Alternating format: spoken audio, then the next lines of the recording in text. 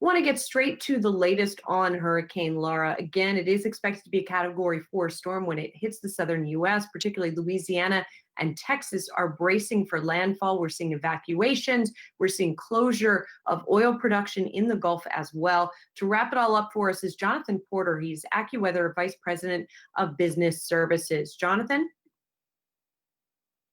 Julie, good to be with you today.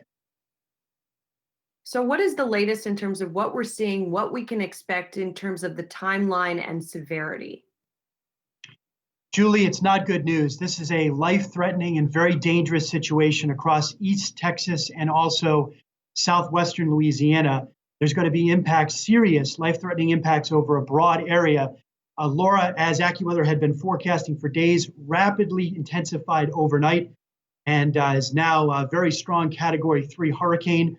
And we're going to be watching the conditions deteriorating very quickly along the Gulf Coast this afternoon as increasing rain and wind occurs as the storm is expected to make landfall around midnight this evening, Central Time. And we're honing in on the impact, the landfall location near Port Arthur, Beaumont, in that particular area of East Texas, right at the Texas-Louisiana border. But I want to stress with this storm, the impacts are going to be felt over a very significant area.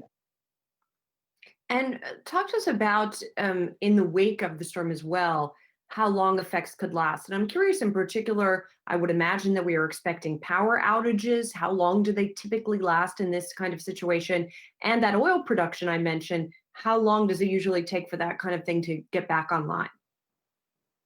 A lot of that is going to depend on exactly where the storm tracks and where the greatest impacts are. At the moment, we believe that the greatest impacts will be east of Houston, as I mentioned, out toward the Port Arthur and Beaumont area. That, as you mentioned, is a very important area for oil refineries and other types of business operations that are occurring in that particular area. We're going to be talking about a life-threatening storm surge. That's a coastal flooding, complete inundation at the coast, anywhere from 10 to 15 feet in some of those areas. And that has the risk, Julie, to completely devastate road and rail infrastructure, as well as manufacturing and other businesses right along the coast. And that surge is also going to be present inland, never mind the risk for damaging winds that we're going to be talking about, well over 120 miles per hour as the storm makes landfall. So the impacts can last for days and weeks, and near where the center comes ashore, it may be quite an effort to rebuild infrastructure in the wake of the storm.